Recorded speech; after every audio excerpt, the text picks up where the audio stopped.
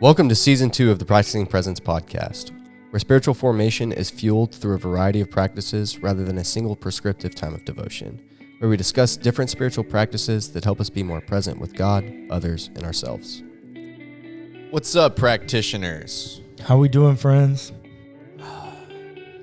So, it's kind of crazy. It feels like it's been a minute for us.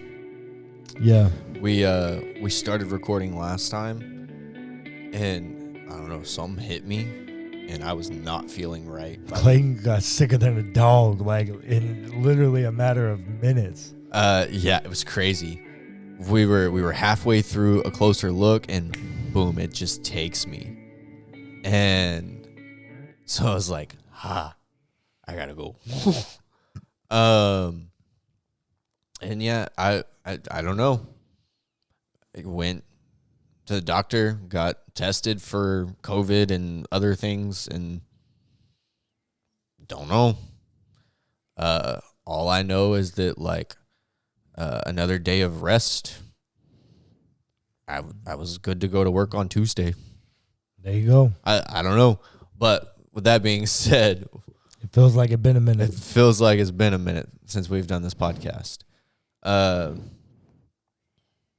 Feels good. Yeah. Yeah, it's good. It feels good to be back. Yeah. So. Okay, so we're going to talk about creative scripture. Last time we talked about God as creator. And along those same lines, I do believe 2 Timothy 3:16 that all scripture is God-breathed, that God has a voice in all of it. Sure. Sometimes I think that voice is diminished, and human's voice is much more elevated. But I definitely think it's penned by people that are God-inspired and trying to write things about God. Sure.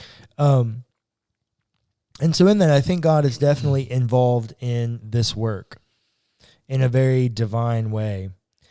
And it is, unfortunately, given a bad rep. Everybody looks at it and is like, it's a rule book. It's like, well, actually, it's not. There are 673 rules. There are some genealogies. It is a bit of a history book, but it's a story. Yeah. This book is written by poets and creatives and writers and authors and dreamers and artists. There's an entire book in there that some dude wrote for one of his many wives. Okay, so you're talking about Song of Songs. Yeah. Or Song of Solomon. I was going to talk about this one. Good, because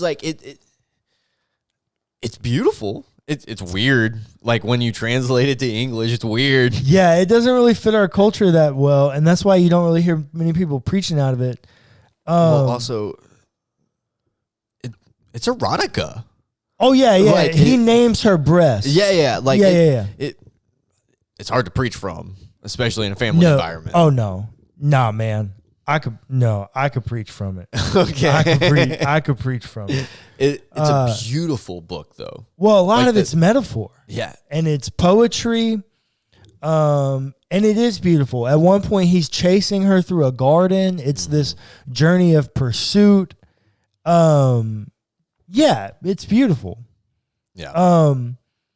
It is erotica. Mm-hmm. And in Judaism, ancient Judaism, or I guess even some versions of practicing Judaism today, you're not allowed to read it until after your bar mitzvah. Yeah.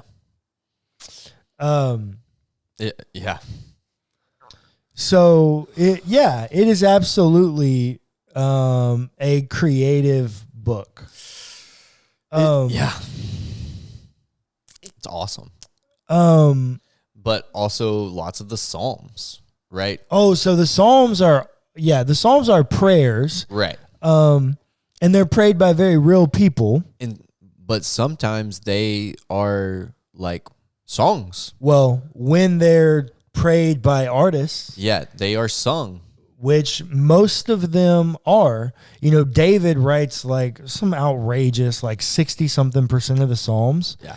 And when you're first introduced into David, you learn that he's a musician. He's a musician. Yeah, he played for the king. Mm-hmm. So yeah, it makes sense that a creative, an artist in that way would pray songs. Yeah. And pray very creative and beautiful things. Well, and like that's also still not lost today in Christian practice. Nope. We sing songs all the time. In and out of white American evangelicalism, right? Yeah. We all still do that, and it's great. Yeah. And a lot of those are also influenced by Scripture. Yeah. Scripture is fundamentally creative. Yeah. Well, there are parts of it that are not, right? I mean, sure. So there are some genealogies that are not creative at all. But then there are some genealogies that are very creative. No, that's true. Like Matthew chapter 1. Mm-hmm. Matthew chapter 1 is a genealogy of Jesus that very uniquely and very creatively includes 5 women in the lineage of Jesus, which if you understand the book of Matthew, what it's trying to do is it's trying to show you that Jesus is the ultimate Jew. Mm-hmm. He's the new Moses. Of those 5 women that are highlighted, they're not the epitome of Judaism. Right. They're what, Judaism, society would say is the bottom of the barrel of it. Yeah. Right? Ruth the Moabite, the outsider. You've also got Bathsheba. Yep. And all the stuff surrounding that story. You've got Rahab the Canaanite prostitute. Yep. Yeah, you've got Mary the out of wedlock. Yeah, and you've got Tamar, the rape victim. Yeah. Of Judah. Yeah. Some of them can be very creative, but you just have to read.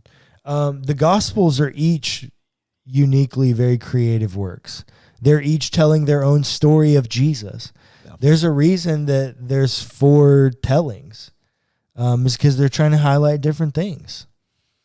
I mean, yeah, and we could also even just talk about like,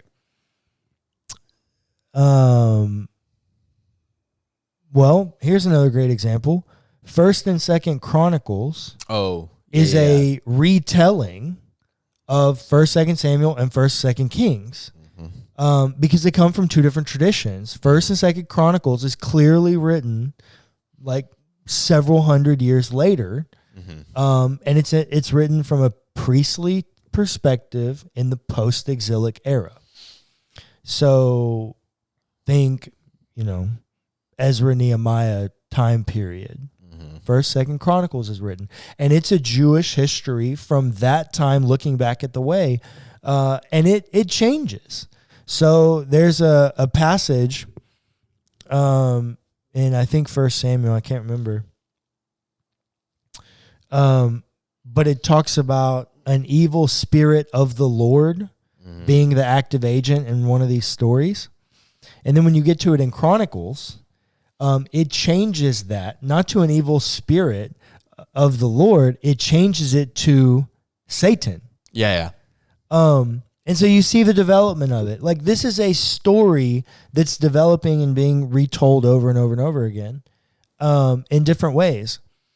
You could also say the Exodus.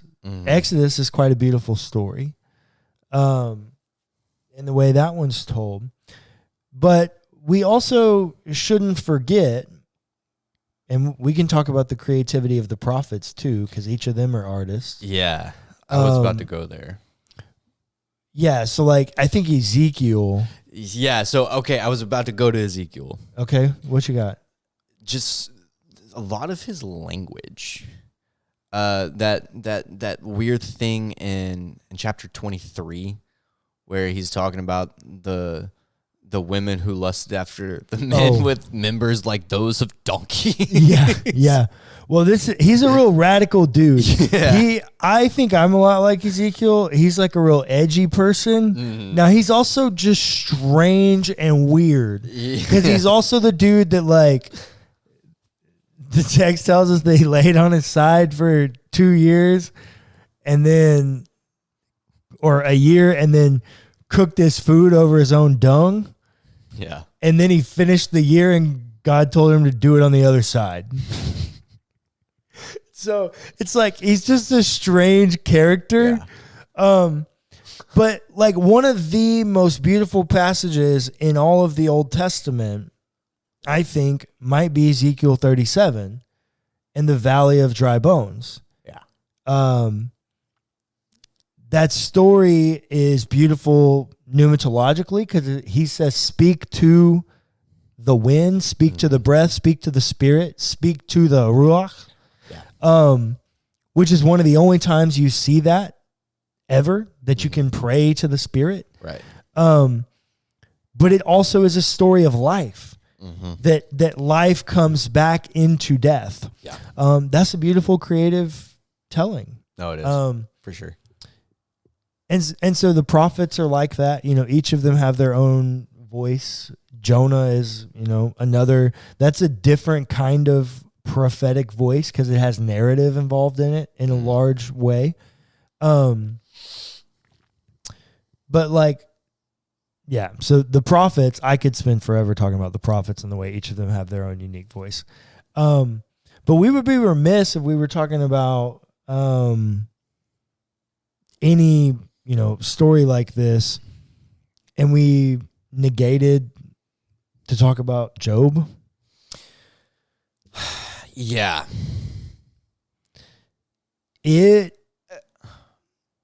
Go ahead. For me, it is like, it's the ancient Hebrew epic because Job is on a journey, but he never moves. Right. That is exactly what it is. That is communicating God's relationship with humanity. Yeah. Right. That's the wrestle here. And it is done very, believe it's a real story or not, whatever. It's told very creatively. Yeah. Like Job's conversations with God. Those are incredible. Well, what we're also missing is that it's not as easy for the ancient world to write. Right. It's hard. It's expensive. It's not easy to preserve. And it's long. Yeah. Yeah. And so these are things that they felt are very important. Correct. And the thing about Job is that the author of Job created the entire universe. Yeah. Because each of those friends, both the three goofy friends and the fourth one that shows up later that actually knows what they're talking about, mm-hmm. each of those are uniquely positioned. And all of those conversations that are created between them, between Job and God, and then God's voice back, mm-hmm. right? Job is an entire created universe. Yeah. Having a very relevant and helpful conversation.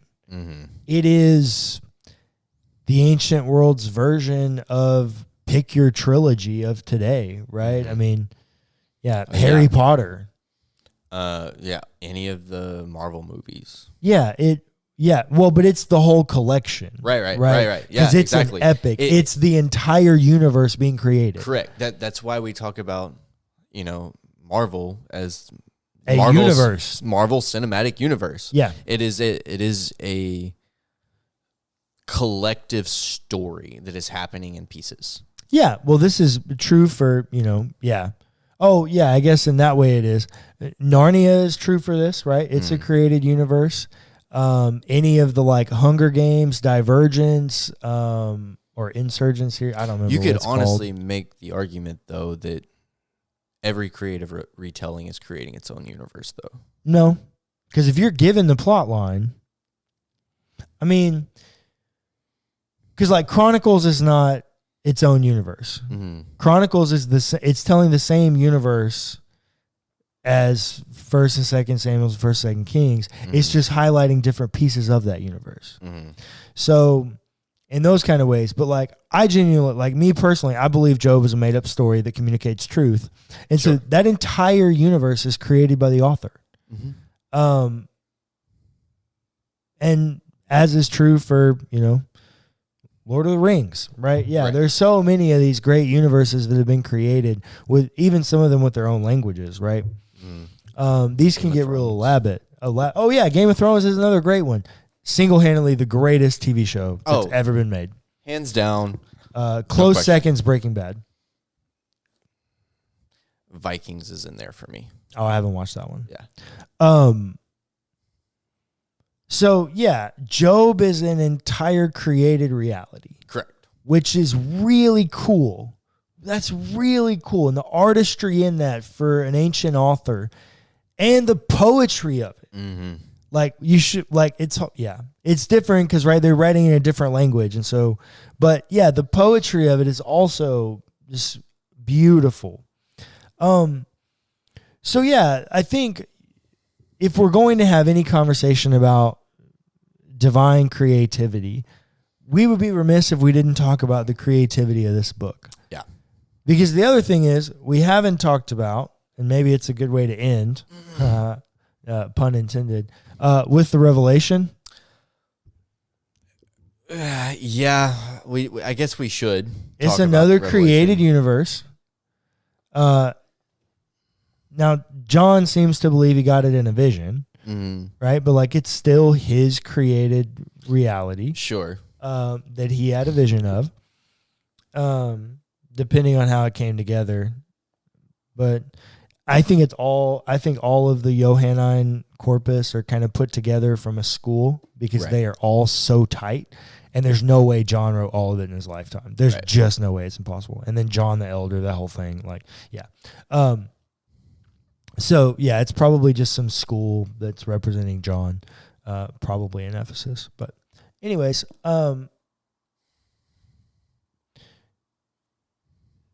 Revelation is a very, very creative book. Yeah. Dragons and women riding dragons. Serpents and Jesus wearing a robe dipped in blood. And looking riding like on a white horse. Yeah, looking like Gandalf figure. Coming down out of the clouds. With tattoos, might I mind you. Oh, yeah. He has tattoos. Riddle me that, Aunt Betty at First Baptist, whatever. And created temples. Yeah. Yeah, like made up temples. And visions of 144,000s and Armageddon and Horse of Death and all kinds of really strange apocalyptic stuff. Mm-hmm. All created realities. And they each have their own creative voice. And in the same way, me as a creative, you as a creative, would you want your voice to just be harmonized with someone else's voice? So don't do that to the Gospels. No. Don't do any of these things where we're trying to harmonize them together. They're each telling and highlighting their own parts of the stories, even in their chronology. And that's okay because it was okay to do that in ancient biographies. They didn't view time the same way we view time because they didn't view time as a commodity. And so it's a little bit different. But yeah, we would be remiss if we did not spend some time talking about the divine creativity and beauty in this book. It is a masterpiece, and it is definitely worth spending some time in and enjoying its beauty and creativity. Thanks for listening to the Practicing Presence podcast hosted by WellHouse Church. Be sure to give us a rating and a review if you enjoyed the episode. It's free and it helps us immensely. Also, feel free to check out our other podcasts.